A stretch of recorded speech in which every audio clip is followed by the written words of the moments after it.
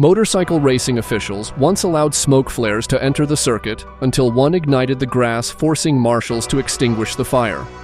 From groundbreaking innovations to controversial decisions, there's a lot of things banned in motorcycle racing, but first, something that sounds sort of reasonable. In the adrenaline-fueled realm of motorcycle racing, where milliseconds matter, the idea of turbocharged engines sparks a complex debate. As motorsports globally embrace turbochargers for their power and efficiency, motorcycle racing, mainly European championships, stand firm, prioritizing balance and competitiveness over sheer horsepower. The reluctance to adopt turbocharged engines is not about technology's limits, but safeguarding the sport's integrity and accessibility. The concern lies in the essence of competition and cost. Introducing turbocharged engines could significantly drive up research and development expenses, potentially sidelining smaller manufacturers, such as Italian motorcycle manufacturer Aprilia, already struggling to keep pace. This echoes past shifts in engine specifications, which reshuffled the competitive landscape each time. Moreover, these machines, with their finely tuned, naturally aspirated engines, already push the boundaries of controllable power. Adding turbochargers would complicate this balance, necessitating additional electronic aids and dealing with increased weight and turbo lag. Thus, the decision to keep international motorcycle racing free of turbochargers is multifaceted, rooted in maintaining a level playing field, controlling costs, and preserving the pure, unassisted symphony of speed that defines the heart of motorcycle racing. A calculated choice that honors the sport's rich legacy while ensuring its future remains as thrilling and competitive as ever. But rewinding it to the past, things get, ironically, futuristic. You see, back in the 1950s, motorcycle racing took a turn towards, at the time, ultra-modern technology with the introduction of dustbin fairings. Imagine motorcycles zooming past, not looking much like the bikes we know and love, but more like sleek, aquatic creatures with their fronts all wrapped up. These fairings were designed to cut through air more efficiently, giving the bikes a turbo boost of speed by reducing air drag.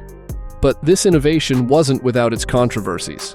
Some folks argued that these dustbin fairings were making the bikes look too much like fish, straying far from the motorcycle aesthetic manufacturers wanted to sell and riders wanted to ride.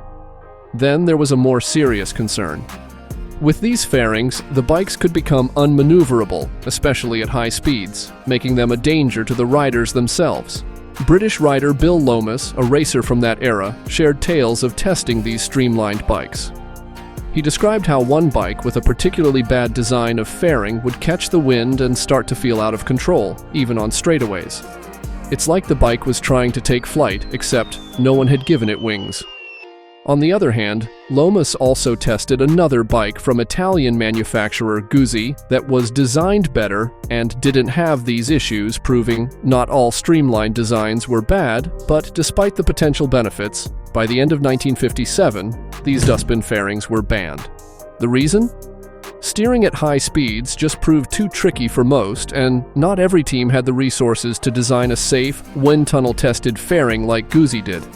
Fast forward to today, and you might wonder, are those old dustbin fairings gone for good? With all the advancements in technology and aerodynamics, maybe it's not the end of the story. Who knows? The need for speed and efficiency might just bring them back in a new and improved form. After all, the quest for the perfect balance between speed, design, and safety never really ends. But speaking on safety, number 4 brings a very fiery incident that was put out in the name of safety.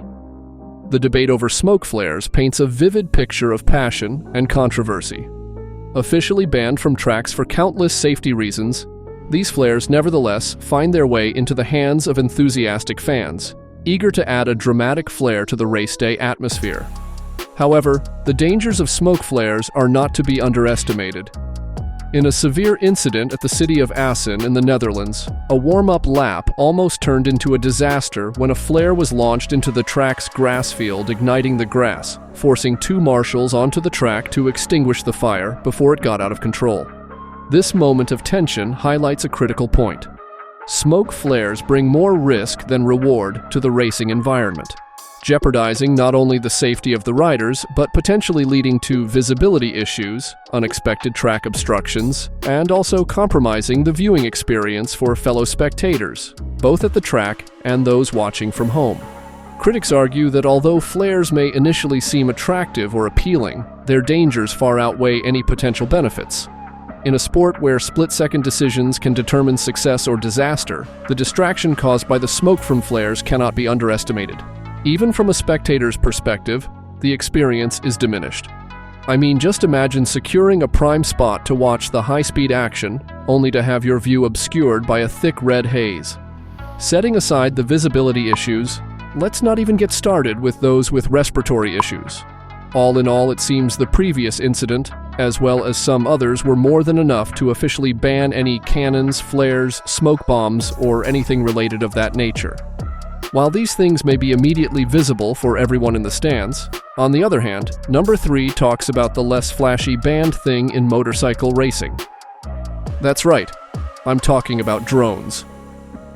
Drones, known for their ability to capture breathtaking aerial footage, offer fans a unique perspective on the action.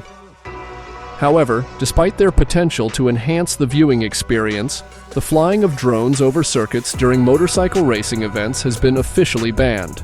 The reason? Well, it's all about safety and keeping the race fair. Drones buzzing around can interfere with the race operations, not to mention the potential for a crash. Could you imagine a drone losing control or running out of battery and landing on the track?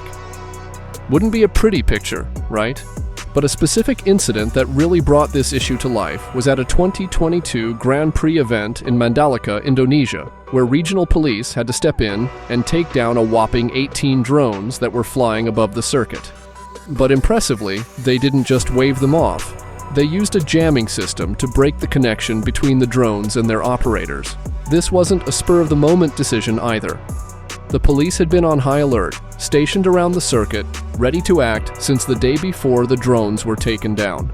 The authorities were clear. Drones could mess with the race and the essential equipment that needed clear signals to operate. Despite this, some fans tried to sneak their drones in, hoping to capture some unique footage. But safety comes first, and the police were firm on that, even returning the drones to their owners with a friendly but firm reminder not to fly them around the circuit again. But perhaps one of the more unexpected things to be banned in the sport is none other than the ride height itself.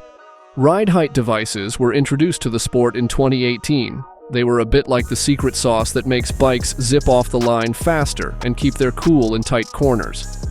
Imagine giving a motorcycle a pair of sneakers that not only make it run faster, but also keep it from tripping over itself when it gets too excited. That's pretty much what these gadgets do.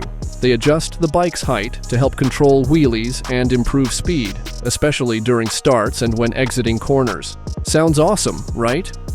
Well, picture this. It's 2018, and Ducati, always the innovators, roll out this cool trick on their bikes that's about to change the game. This device could lower the bike at the rear, making starts and corner exits smoother and faster. It was like finding a new cheat code in a video game. Suddenly, everyone wanted in. Fast forward to 2022, and almost every team on the grid has their version of this magic button. But just as everyone's getting comfy with their new toys, the Grand Prix Commission throws a curveball. From 2023, they're banning front ride height devices that work while the bike is moving. Why? Safety fears, they say. It seems that with great power comes great responsibility, and in this case, the risks were starting to outweigh the benefits. The controversy around these devices isn't new. They're a marvel of engineering, allowing bikes to stay low and mean on the track, reducing those heart-stopping wheelies and making acceleration a dream. But here's the catch. They're not without their problems. They add weight, can mess with tire and brake performance, and, if they glitch, can turn a race into a rider's nightmare. So, why the ban?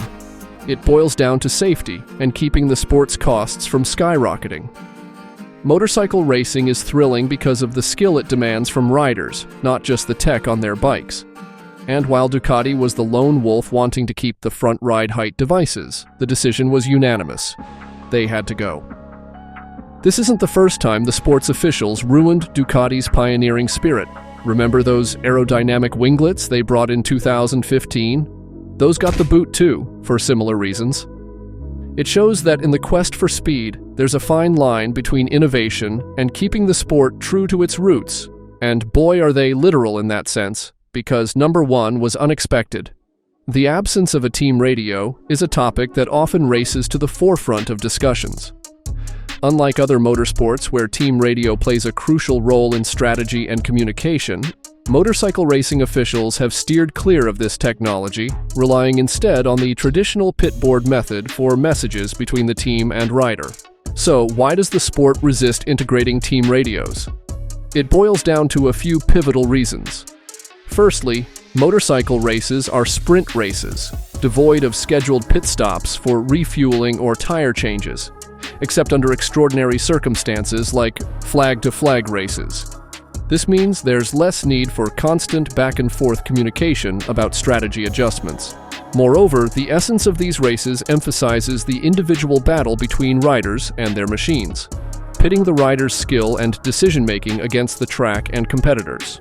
Introducing team radios could potentially dilute this aspect, transforming it into a sport where riders are micromanaged through every turn and straight, much like the criticisms faced by other motorsports. Safety and concentration are also at play. Riding a superbike requires immense concentration and physical effort. Adding in team radio communications could serve as a distraction, potentially compromising both the performance and safety of the riders. The pitboard system, though rudimentary compared to team radios, effectively communicates essential information to riders. This method preserves the purity of the rider's challenge while ensuring that critical decisions, like when to pit during a flag-to-flag race, remain firmly in the rider's hands. With a lot of things banned from this sport, it's no surprise mixed emotions are expected, but if you're in the mood for mood swings, then this video showcasing the most emotional motorcycle racing moments ought to strike a nerve or two.